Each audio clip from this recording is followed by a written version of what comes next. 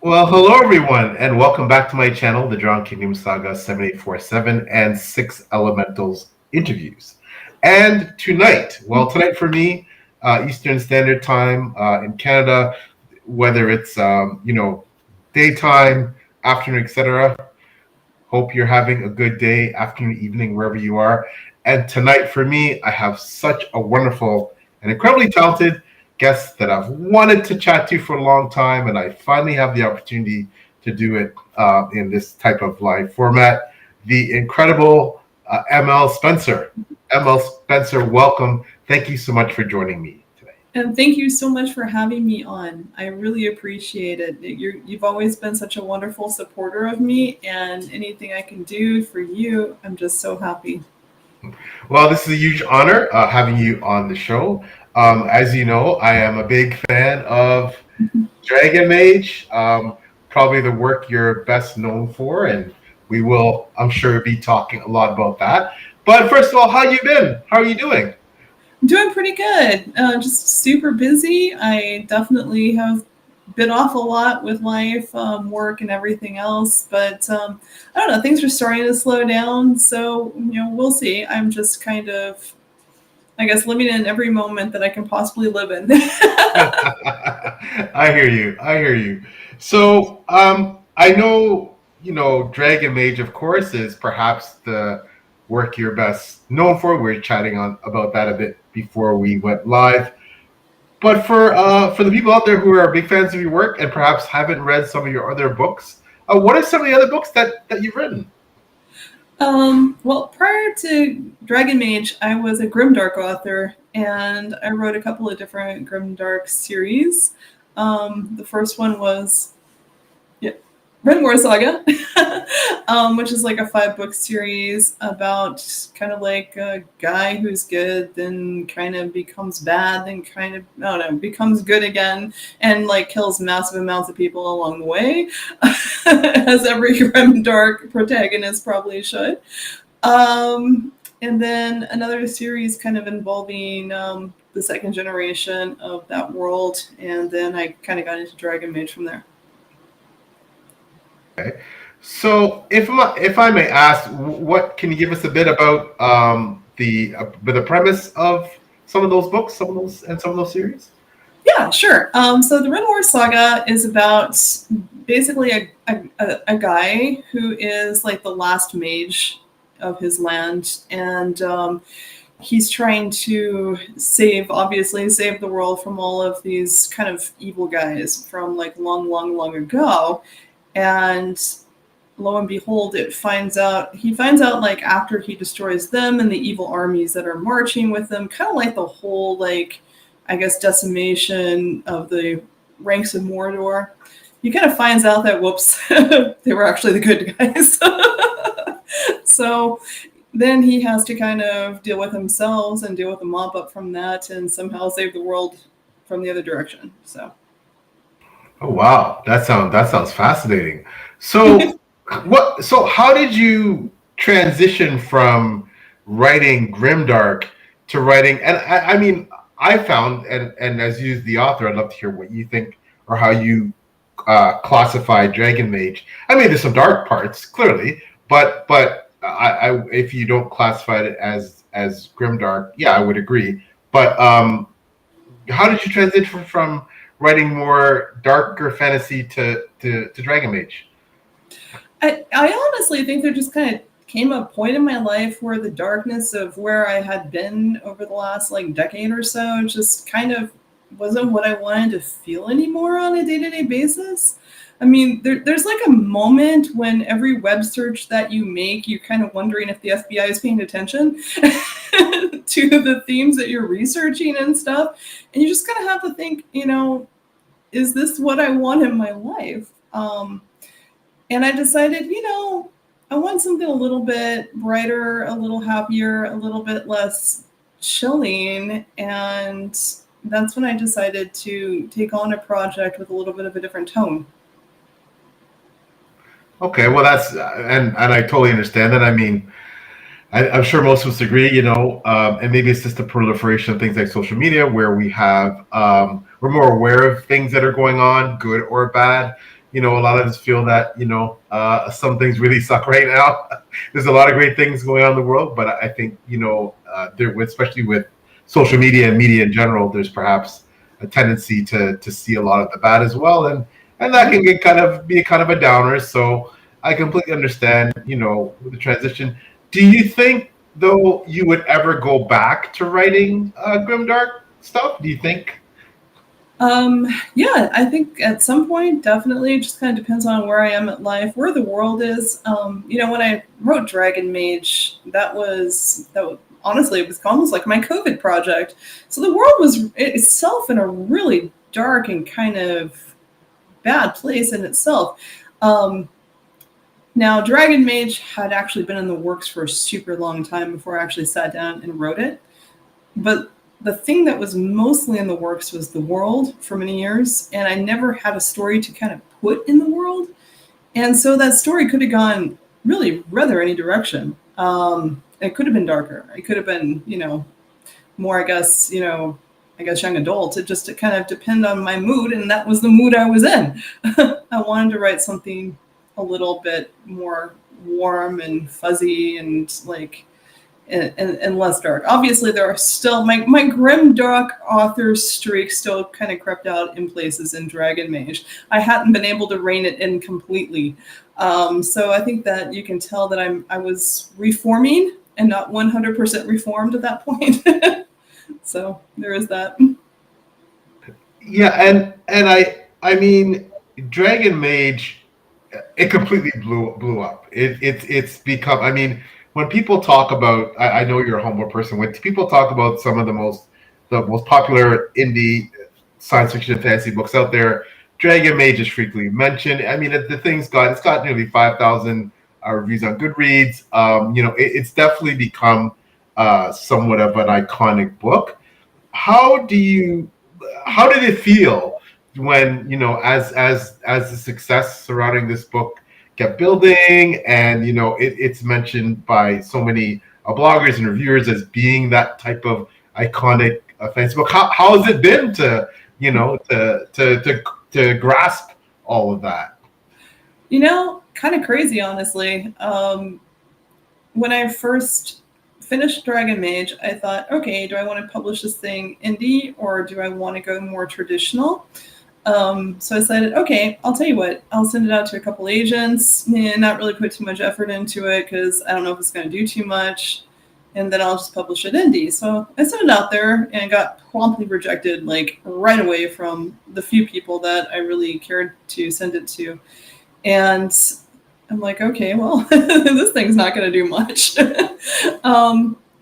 But thanks to my wonderful, wonderful editor, Sarah Chorn, while she was reading it, I think that she sent some whispers out to some different bloggers, like Mihir Wanshu and Patrick Leo. Actually, I think Mihir kind of took it to Patrick, but it got to places where I never imagined it getting to. And like I said, I think I only have Sarah to thank. And it was because of those people that the word got out. And when the word got out, I guess it really got out. It was beyond my wildest dreams. To this day, I still can't believe that, so many people, can have read Dragon Mage. I'm like, and liked it. They not just read it, but they liked it. And that's something. Yes, and of course, congratulations on all the success, and yeah, definitely Sarah Chorn, one of the most well-known editors in the indie fantasy space, someone who has a lot of credibility in terms of her editing skills. You mentioned Patrick Leo and Mihir Wanshu, two eminently well-respected and reputable bloggers who have tons of followers and people who hang on their every review. So with people like that in your corner, yeah, I guess success is something that although there's never any guarantees. Certainly you had some people in your corner that could help definitely propel you towards that kind of success. now that and Dragon Mage now I believe is published in 2020. That's when it came out, right? So now 4 years later, how compared to where it is in terms of that success I spoke about, and what you thought it might become, did it fall somewhere in the middle? Did it exceed your expectations? Did it underwhelm? Maybe you expecting more. Like, you never know, right?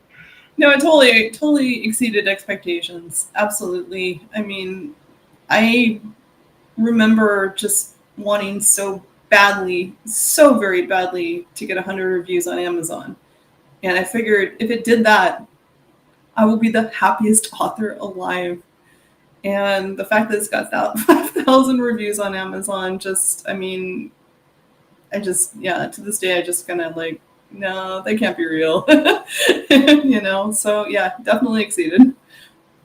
Well, again, congratulations on all the success. What do you attribute, other than, obviously we talked about having a fantastic editor, you mentioned, you gave props to some of the bloggers who have gotten behind your work and really pushed it out there. But what do you attribute about the book itself specifically? Why do you think that Dragon Mage is so popular in terms of the writing and things like that? Probably, once again, right place, right time. Maybe the whole world was just kind of getting over grimdark at that moment. Maybe the whole world wanted something a little bit more hopeful and back to the classic. And I think that's probably what the appeal is of Dragon Mage. It kind of harkens back to a more classic time of fantasy, kind of back to like Anne McCaffrey, the 80s, Pern, and kind of just all of that kind of stuff. And I think it's kind of like fantasy comfort food.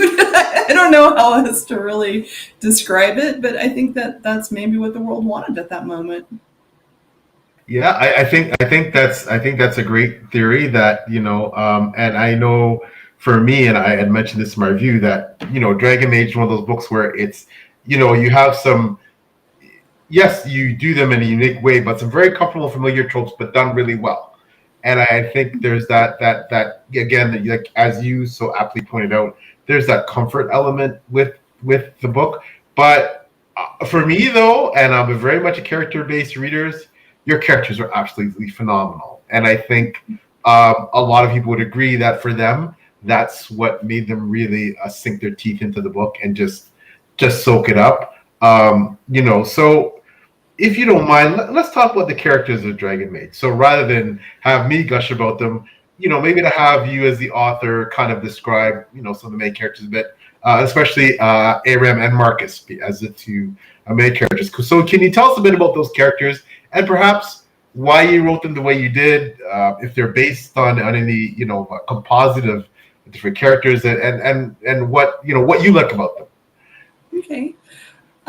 Well, I guess kind of like what I said earlier, Dragon Mage was being built for years, but it was just a world with no characters living in it and no story inhabiting it for those characters. I wrote a short story it was kind of not in that world, kind of in that world. It was just like a test run of the world, I guess. And into it, I put a little boy. And that boy had some challenges. And I wasn't sure how I would like it, how it would go. And I ended up really liking it. I'm like, okay, we can do this. We can do this. How am I going to write this little boy? And I'm like, okay, how can we do a neurodivergent protagonist in a dragon book? And I started like just sitting down and scribbling out some ideas. And it was really weird because the more I thought about this little boy and what he would go through and what life is like for him, I kind of kept constantly going back to my own childhood. And I realized, wow, I knew that I was definitely on the spectrum myself. And I started thinking, but I never really thought I was like very much, I'd like, okay, I'm just a little bit on the spectrum. But the more I realized it and the more I started thinking about the little boy, I'm like, I really understand what this kid is going through because I went through it, and I started looking back at my own childhood and realizing like how much it impacted me, my experiences. And then I don't know, I had this cathartic moment, and I just threw my entire like childhood into this little boy, and he came to life. Um, so that's how Aaron was born. He's basically me as a kid. And all these memories kind of came flooding back, and I just channeled them all into him. So that's how Aaron was born. Now, the whole time I was growing up, I was really super, like, I guess, ostracized. Kind of didn't have a friend, always wanted friends desperately, and never really understood why nobody wanted to be my friend, until high school. And then all of a sudden, I guess I got some social abilities, I guess I did not have as when I was younger. But when I was little, I just really wanted one good friend, just one good friend that had my back. And so that's what I kind of decided to give Marcus, is that one good friend that I always wanted. And so that's how Marcus was born. And yeah, all the other kind of characters just kind of grew up around them. Khalees kind of entered as a person who understood and was an ally, and could be there for Aram in ways, Marcus could not. So that's how the characters kind of came into being. Well, that's wonderful. It's a wonderful story, and the relationships, those relationships, especially with those three characters, it's so endearing. I think that's one of the attractions for a lot of people to the book. And in a lot of ways, if you think about it, ML, you are a trendsetter because when you wrote the book, there weren't a lot of neurodivergent characters in indie fantasy. Since then, thankfully, there have been many more portrayals. I think that have come along that are marvelously done. So the way yours is so well done. So why do you think now that there are so many fantastic neurodivergent characters in indie fantasy, whereas before, and 2020 isn't that long ago, so we're not talking about, like there weren't that many. So why the more of the proliferation of those characters now than ever before? That's an interesting question. And that is a really strange question as far as when you start thinking about it, because neurodivergent people in fantasy have been kind of going hand in hand for a very long time. So why did it take so long? And I don't know. The only thing that really comes to mind is that, for so long, things like neurodivergence or just other things a bit like that have been seen as things that hold people back. And they weren't seen as something that could actually help people and become a strength. And I think that was kind of what was crippling, having a neurodivergent character, is too many people were trying to portray them. Oh, this is something that has to be fixed. This is something that has to be overcome.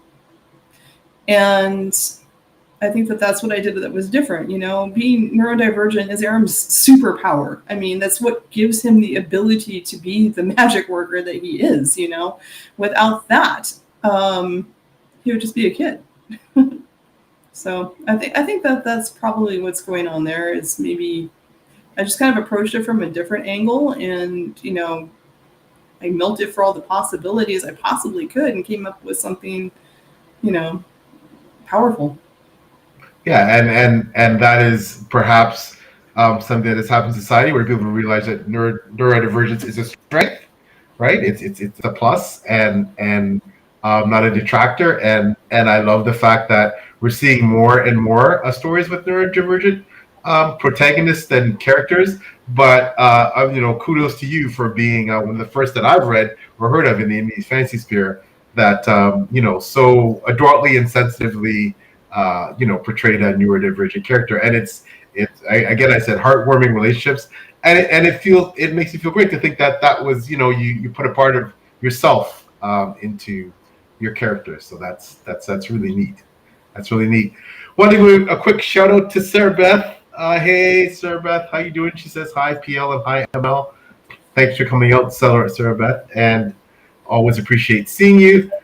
And we have a question. Hey, Nick, Nick Friedel, the wonderful Nick Friedel. He says hello and question posed for ML. Any updates on Champion of the Fallen? So perhaps, ML, you can just briefly preface what Champion of the Fallen is. Nick wants to know about updates. Okay, so Champion of the Fallen is the sequel to Dragon Mage that was supposed to be out in 2022, and it is not out yet. So where is the updates? I'll tell you what, this book has been rewritten about 3 different times now. It took me a while just to, let me digress. Dragon Mage was supposed to have been a standalone. And it was a standalone up until the night before I hit the button on Amazon to publish it. And one of my friends was like, dude, you've got to do something. You've got to make this bigger. You've got to stick something up on Amazon that people can buy it right now. The moment I'm like, I don't even know what I would write, man. So I just came up with the name off the drop of a hat, within 20 minutes. And I think I even had to create a whole series name, which is Ribbon World now, but I didn't know what I was going to call it because I hadn't thought it was going to be a series. So I actually originally put it up on Amazon with a different name for the series. I don't even remember what it was. And then Ribbon World came to me a couple hours later and I changed it. But anyway, so I was sitting there with this book and I came up with Champion of the Fallen without even any idea of what the plot would be or why I'm calling it this. It just sounded like a cool name. Anyway, so Dragon Mage blew up and I'm like, wow, okay, I guess I'm writing the sequel. Here we go. And I came up with this great idea, this great plan, and I sat down to write it and it just started cruising out. And it was written kind of in a 3-act structure. Act 1 was, I'm really proud of Act 1, let me tell you. But then I got to Act 2 and I just kind of stopped. And I'm like, oh, I don't know if I like where this is going. I'm going to have to rework this. So I got into it probably halfway through Act 2 and I'm like, no. And I went back and I redid it. And I got a little bit further into it. I went, I don't like that one either. And I went back and I redid it. And it took me a while, and then I got to a point where I felt like frozen, like deer in the headlights, frozen. And I'm like, what is wrong with me? And I started thinking that the most obvious thing that came to mind is I was absolutely paralyzed by Dragon Mage's success. The absolute fear and paralysis of letting down readers if this wasn't as good as the first one. And even knowing that, I couldn't go on. And I just kind of took a big break. And I took a break. And then finally I'm like, I got to do something here. So I picked it back up. I redid the whole thing. I reworked the whole plot. I'm like, wow, okay, I got something great here. And I sat back down and I started writing. And I'm like, I don't know how to write anymore. It had been that long. I'm like, oh my goodness, I lost my whole voice. And I got something out and I took it in my writers groups because I still have my local writers group that meets at the IHOP. And they looked at it and they read it and they're like, this isn't you. What happened to you? And I'm like, oh no. So now I can't write either. So now I have a great book. I have a great outline and I can't wait to actually write it. But I was waiting for a little while for my voice to come back. And then it did get back and I was actually doing a great job writing it. It's probably about to 70% right now. And then something came up in my life, as something does. And it got put back on the back burner again. So hopefully I can get back to it soon. And I really want to have it out next year. That's going to be like my big goal, is to have it out next year. Well, kudos to you, ML, for taking the time you need to write the book and write it as it comes when it's ready. not to rush it. Of course, clearly you have some fans out there like Nick who are anxious to read. That's all a positive that wants to read a follow up to the amazing Dragon Mage. But at the same time, yeah, as the author, we need to do things such as take time to protect our mental health, take time to take care of ourselves and potentially loved ones and other things in our lives that need attention. And sometimes, as much as we love writing, it takes a back burner. And that's just the way it is. And but it's great to know that you have people like Nick, of course, who love, and like myself, others who love your work, and can't wait to see the sequel, the Dragon Mage, but at the same time respecting you, and that when it's ready, when you're done cooking it, you'll serve it up, and I'm sure it'll be fantastic. Yeah, I definitely will not put it out unless it's something that I'm proud of. So that's one thing. So, but Nick, I'll work on it. It's a priority. And you know what? I've talked to various writers about this. Obviously, it's different for every individual writer, but I know for myself, the second book, for the very same reasons, that was the struggle. Total struggle bus with book 2. Not that that John King was anywhere nearly as successful as Dragon Mage first book, but there was that measure of success where people were like, okay, and they're expecting the next book. It's like, I have to make this better than the first book. I have to make this better than the first book. What if it's not as good? What if it seems like, okay, like people might think, okay, you're one hit wonder. Like all those things get into your head, and then eventually you just have to write the book that you want to write, as you're doing. Right, and take your time and do what you need to do, and and when it's ready, you'll serve it up. So yeah, exactly. Another thing I've noticed, kind of like with my own writing too, is, and this is probably it, my brain will not allow me to write something that it subconsciously senses is like the wrong path. And I've known this for a long time, that if I'm writing along and I hit a block and it's not coming, that's a sign. It's because I'm not doing the right thing, and I need to go out back and I need to figure out a better path. And I think that's kind of where I've kind of been with this book too for a while, is on the wrong path and just trying to force something that should not be forced. So I'll get there. I will. Just give me a little bit of time. It's already been a lot of time. I know, but yeah. But again, utmost respect to you, ML, for taking the time and having the integrity to make sure that you're taking the right path. Because it could be potentially easy to just spit out a book that wasn't the book you wanted, just to to feel that, okay, well, I got it done, it's published, or feeling that pressure and succumbing to it, that okay, it's been this much time since Dragon Mage, I have to get it out. So lots of respect to you for the integrity and keeping to being true to yourself and to your work, and that's no doubt going to make the book even better. So thank you. A quick shout out to my sister from another mother, Miss Alicia from Birdie and the Books. Hey, Alicia, thanks so much for joining. Just a wonderful person, amazing, incredible booktuber. Check out her channel. She says, late, but I made it. And ooh, this is great news. She says Dragon Mage is on my to read pile for November. Alicia, you are absolutely going to love this. I know your taste somewhat. You're gonna love this. It is just that's awesome. I hope you like it. A simply incredible book. And Sarah Beth agrees. She sends some support out here for you, Emma. She says, take your time. Everyone wants you to put out the story you really want to tell, and we can wait. So thank you for that, Sarah. Very supportive. Now, we spoke a bit about the characters for Dragon Mage ML, but if you don't mind, I'd like to also talk about the world, because your world building is stupendous. So can you talk a bit about the world in which Dragon Mage is set? Some of the features, that you can talk about without spoilers, like. Yeah, definitely. Like I said, I had the world a lot longer than I had the plot or the characters. Basically, I just was drawing a map one day because I like to do fantasy cartography too.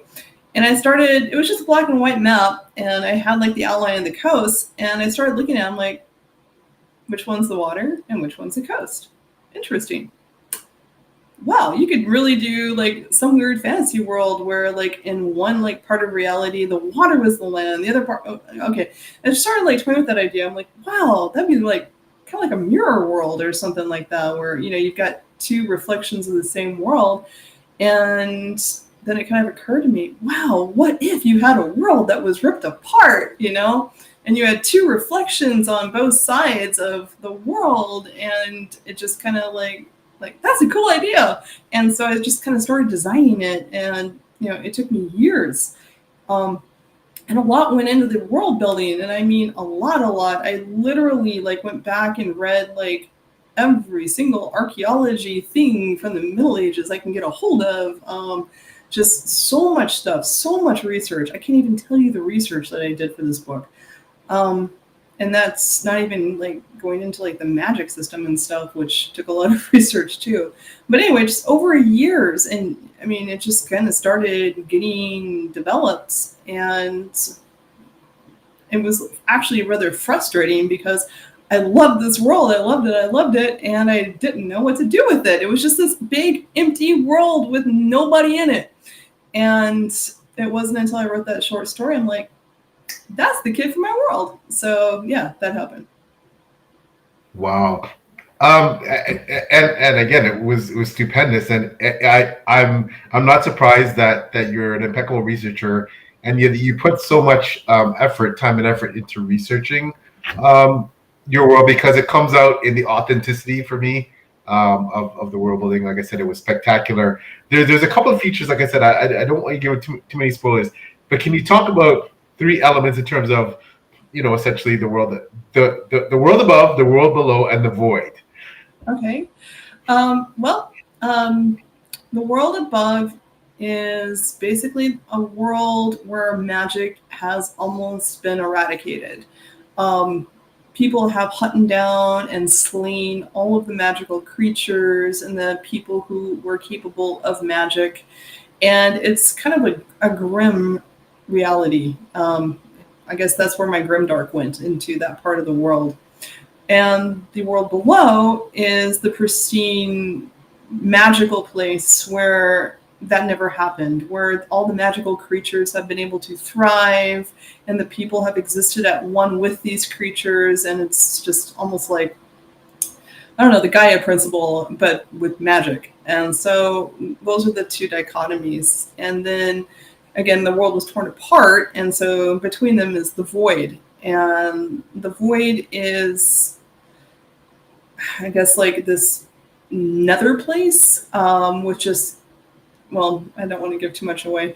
I don't know if I want to talk too much about the voids, because most of Champion of the Fallen actually occurs in the void, and so that's a big mystery.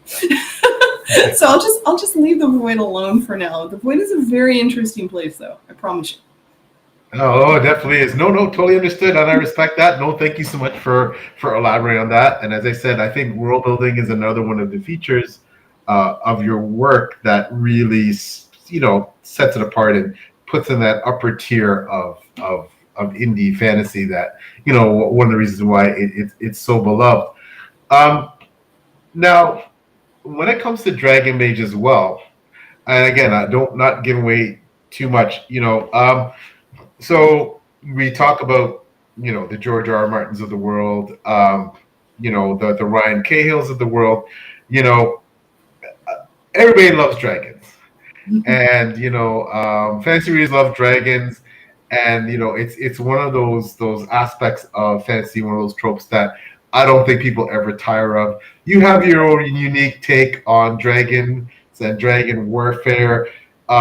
Was that one of the tropes that you really wanted to include, specifically because, for example, that you loved it and you loved reading about it, and was that why you have dragons the way you do in the book? Of course, the title's Dragon Mage, right? So.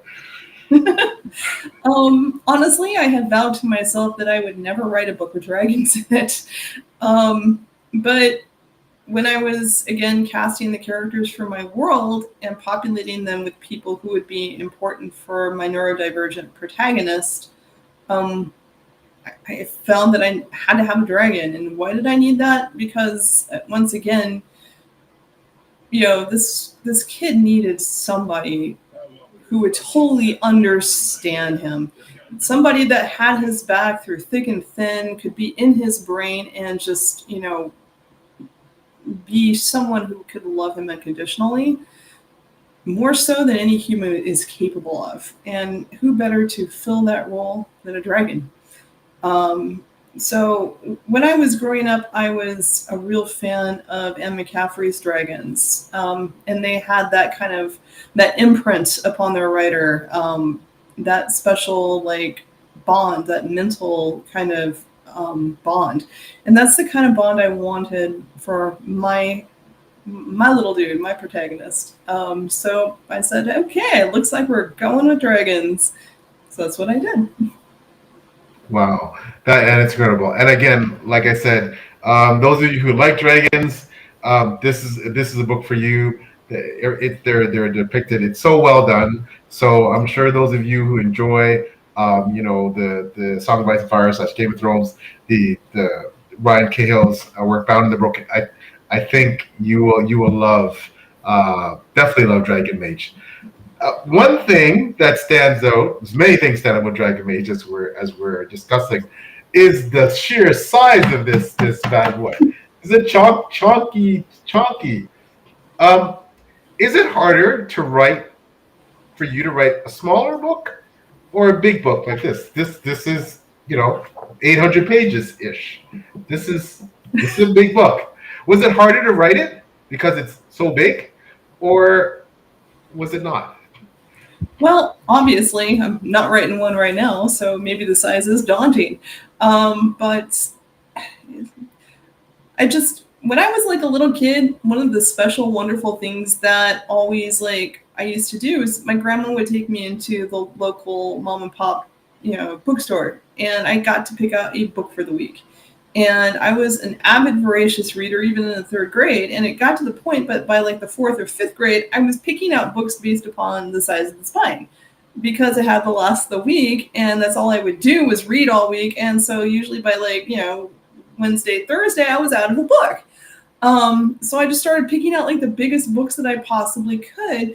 And I started realizing that these big, thick books really gave me an opportunity to really live in the story and really become one with the story and have it really mean something to me. Whereas shorter books usually didn't grip me as hard because they were, one and done. They're just kind of over with really fast.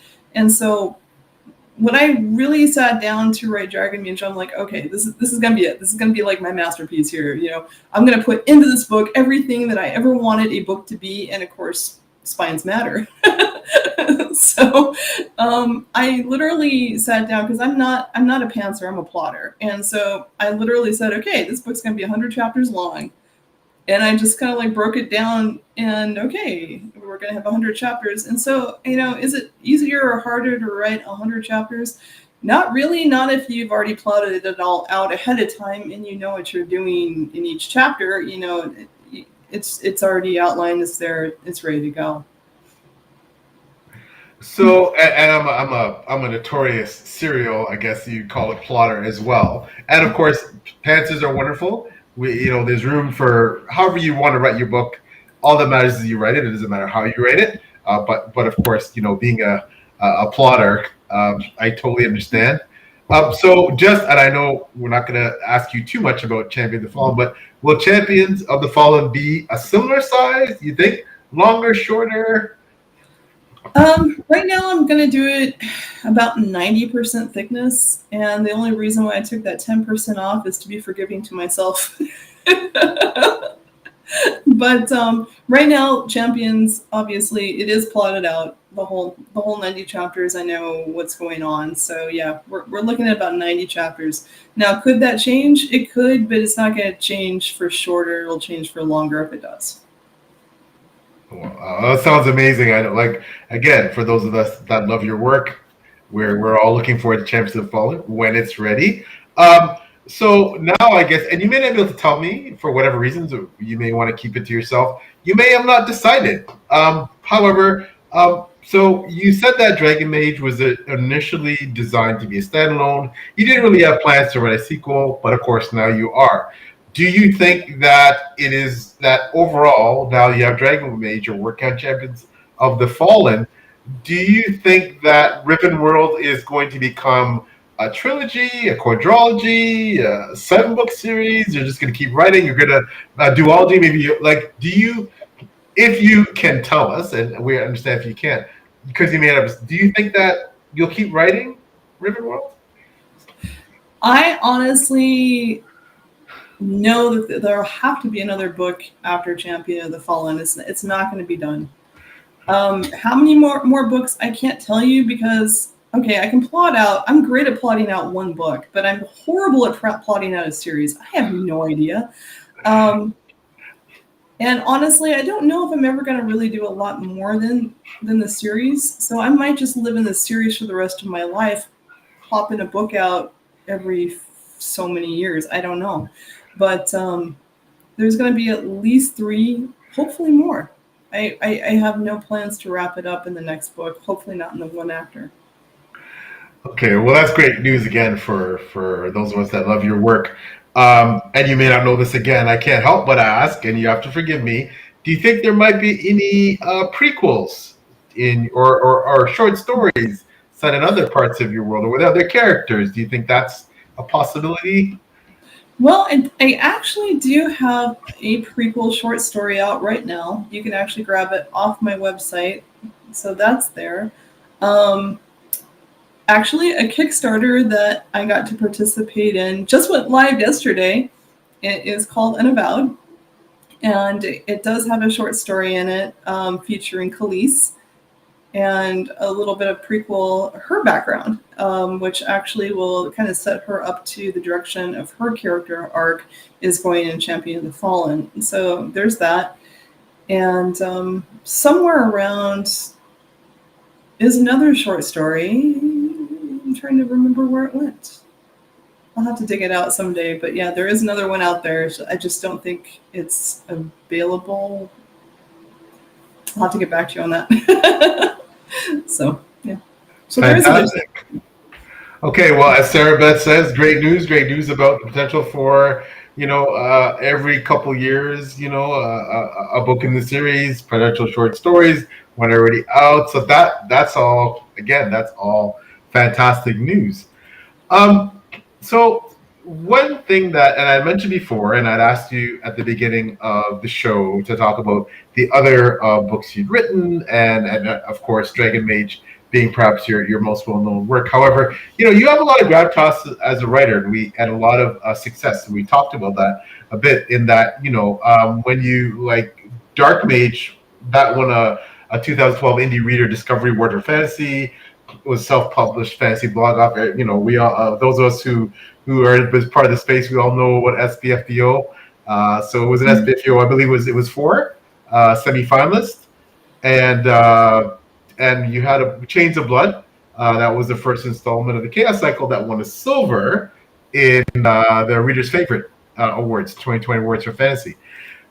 So for someone who has a lot of hardware, do you think that a lot of writers, and this is where we're getting to some perhaps advice and things that some of you as a more seasoned author can offer, a lot of writers are reticent to put themselves out there, put themselves in awards, and it's not necessarily, it could be about the investment of money, that's something that can be expensive, but for those that the money is an issue, for a lot of people, it's that feeling of, having your book take, the critiques, the reviews, the not winning, not placing, but for you, you've gone out there, you put yourself out there, kudos to you again, and you've picked up some awards.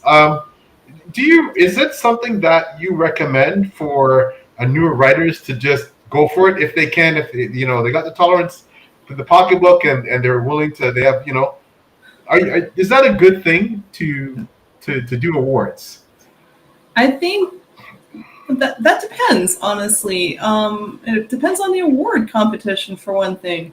Not all award competitions, in my humble opinion, are created equal. I think that you do have like a lot of just people out there that are trying to make money off of, hey, buy into my award competition. Nevertheless, some of those are, I think, worth it. And why are they worth it? When you're setting up an Amazon store page for your book, selling yourself is important. And indie authors have really gotten a bad rap in the past, oh, these are the guys who failed to make it into traditional pub. That's kind of the way we've always been looked at. And so giving readers like some type of assurance, like this book really will not be like basically, I've always felt it's super important. Look, please read my stuff. It's good. Really, it is. Really, give it a try, so like a silver or a gold, like little thing on there by some award competition. It can't be a bad thing, right? I mean, it can't be a bad thing. And honestly, when you start winning them, it does something for you psychologically. It's just like, it's that assurance that you really need being, especially like an indie author, where you're always kind of coming out from like, okay, second best, you're running behind all the trad people. And it's like, okay, you know what? I am good, dang it. I can do this. I can do this. And it just gives you like a little bit of motivation and, like, just to like, I guess that's that mojo that you need to kind of like keep going and put yourself out there, so it does help. So I would definitely say, yeah, definitely do some research, find out what awards competitions have a little bit more clout than others, and stick with those. Yeah. Okay, so that's great advice. So Emma, I take it. Do you recommend SPF? I mean, I'm guessing you do SPFBO. Reader's favorite. Some of the awards that you've been successful at. Are there any in particular that you recommend that indie authors check out? SPFBO is definitely, I think, yeah, the big one. Being in that competition gives you so much exposure. Mark Lawrence is such a godsend to the indie community for putting that out there. And so definitely, it's hard to enter that competition anymore because so many people want to. You have to be like reefing on the button like the second that they open the floodgates for admission into SPFBO. But yeah, that one is definitely worth it. And unlike the other ones, it's free. You don't have to pay anything, so win-win. What is the danger? I mean, I guess the danger is, you might get a review that you might not agree with. But you know what? If you can't handle that as an author, you're in the wrong business. You really are. And even if you do get a review that is critical of your book, I'm sorry, but I am of the camp that even, bad press is still press. Anything you can do to get your name out, especially if you're not a very well-known author, is worth it. It really is. And so I think that's the big one. Reader's favorite and stuff like that, those are great. I think that Reader's favorite has a more clout than like some of the others. The IPI awards, I think, are pretty good. So those are like the two that I would really recommend among like the paid awards, I guess. At least for me, I did a lot of research before actually like, because I didn't want to pay a bunch of money to awards competitions that I felt really were not worth it. So those are the ones I think are worth it. Well, thank you for that, ML. Some fantastic guidance and advice for those who are thinking about throwing their book out there into some awards and seeing if they can pick up some hardware. Quickly, I want to put up this from Sarah Beth. Oh, back that and your Kickstarter. Ooh, stunning book. Thank you. Thank you very much. Fantastic. Thank you, Sarah Beth. That's awesome. That's awesome to hear. So we talked about we know Champions of the Fallen is something that is coming out down the road. Are you, you may not be able to reveal again because, secret, top secret. You talked about some of the shorts and things also in the universe, prequels potentially. Is there anything else you can tell us that you're working on or you might be working on in the future that, what you can, only reveal what you can, of course, but. Okay, so I forgot. I've already put out, I think, like the first 20% of Champion of the Fallen. It actually is out. Um, I put it out like as like just like a free thing to my readers. Like, sorry, it's taking me so long. Let me release what I've got out already. And I put that out a couple years ago, but I think it is still snaggable off my website. I'll tell you what, if it's not, I'll go on there tonight and make sure it is. So if you're interested on reading the first, probably, I think it's like 15 or 20 chapters of it, I'll make it available. If it's not, so you can actually pick that up. So there is that. Other than that, writing, unfortunately, has not been, I just haven't been able to do it. And if I was able to do it, Champion would be out right now. So it's not like I'm working on other things or stuff. Life got busy. I've had some just issues in my own life. I've had issues with my kids, issues like I went through a huge like change at work, and I just haven't had time really. I mean, so that's really, yeah. So nothing else in my life. Like I said, I don't know if there ever will be anything else, other than Riven World. I've kind of, how can I put it? I'm getting old. I'm getting old. I'm not like Ryan Cahill, where I've got like the next 40 years of my life to be a fantasy author. I really don't. I'm going to be coming up on retirement here in like another like 10 years. So I don't have any aspirations of building a huge fantasy writing career. I just want to do this one thing, and I want to do it really good, and then I'll be happy. I think that's kind of where I'm at right now.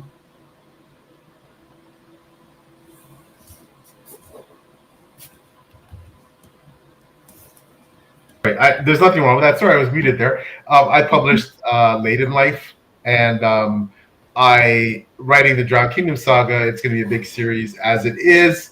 I plan to write essentially 20 books in that universe, but at 55, God willing that I live long enough to get those 20 books out, I'll be in my 70s. By the time late 67, by the time things are finished, then I have my full-time job. I plan to retire in the next 6 years or 6.5 years from that. And so I may not write anything other than the Drowned Kingdom Saga universe, but that doesn't mean I feel that I can't have a great body of work, just as you will still have a great body of work if you continue to publish, as long as you feel motivated to publish things in Riven World. So there's nothing wrong with just having books exclusively in one universe. Especially if that's what you love, right? Because if you write what you love, your books will show that love, right? So nothing wrong with that at all. Yeah. Well, 20 books, that's crazy. That's wonderful. I cannot wait to read every single one of them.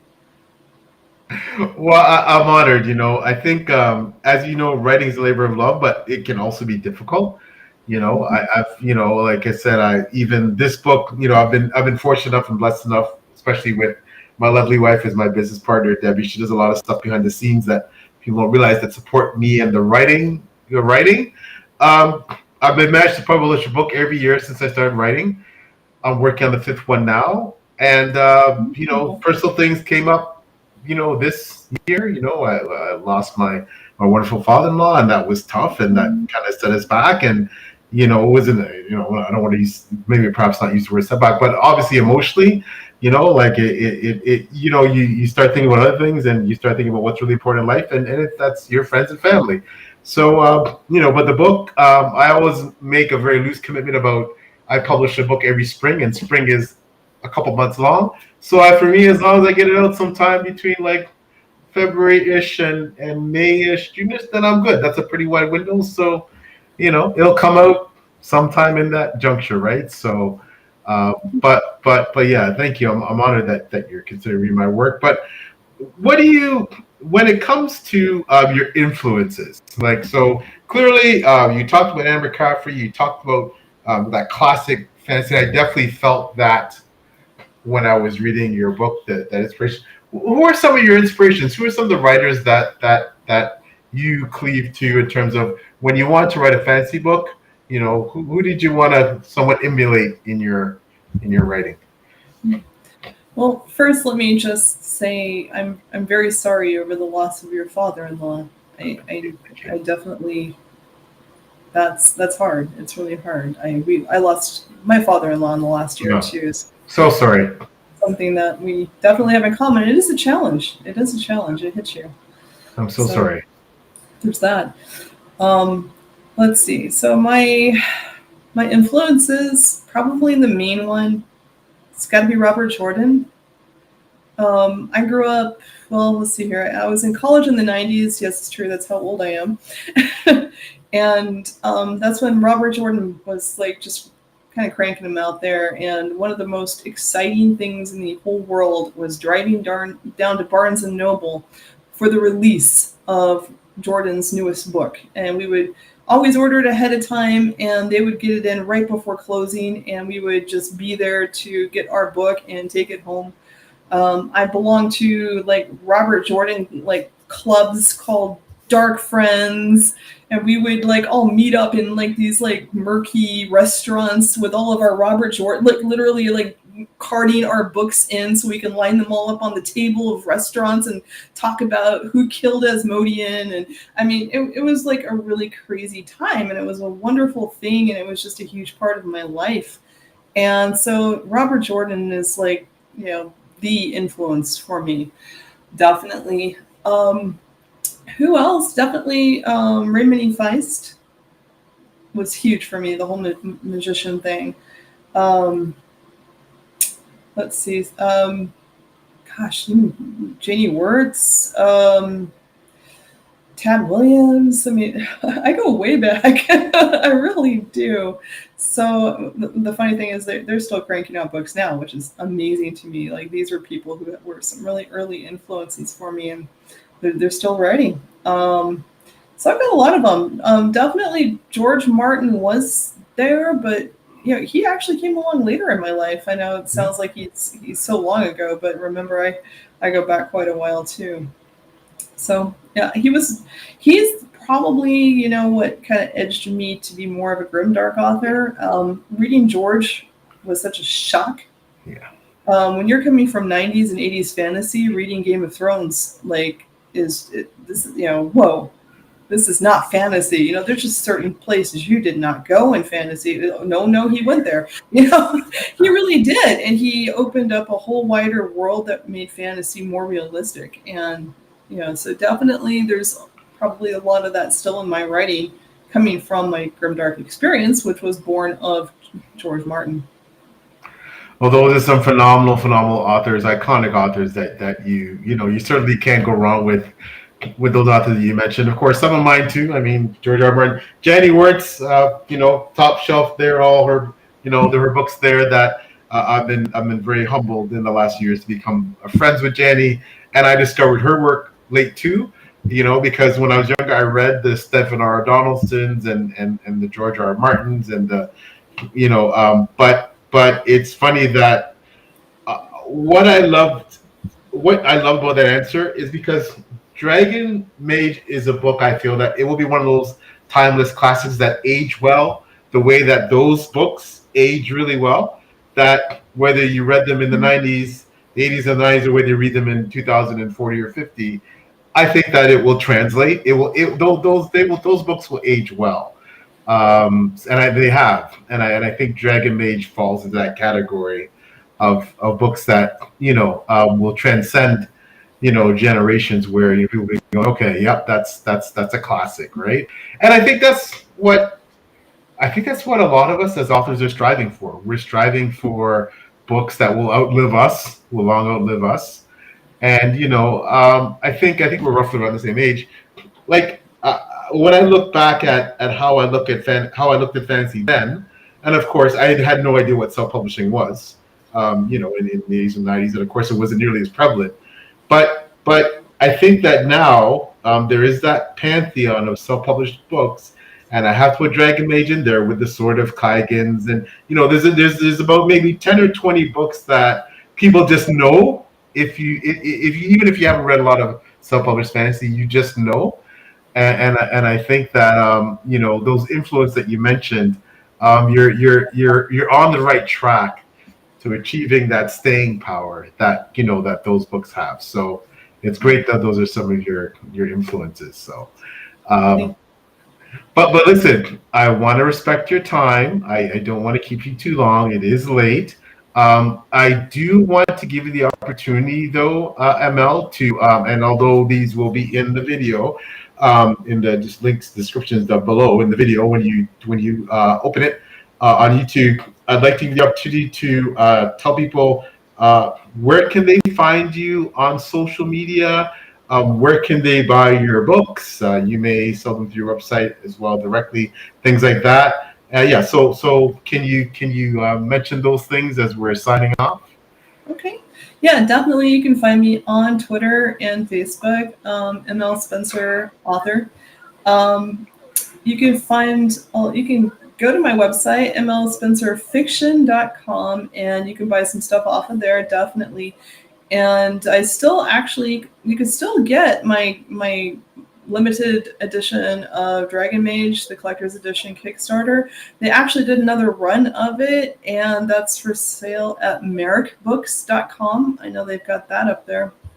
So, and it's the moment I get off here, I'm going to run over to my website and make sure, it's just double check. I think it's already there, but if it's not, I'll make sure to put up that first part of Champion of the Fallen. So if anybody really wants to like kind of start reading ahead, they'll at least have an idea of where it's going. So yeah, that's already there. It's actually already edited. Sarah already edited it. And so it's like ready to go. It's sealed in stone. So.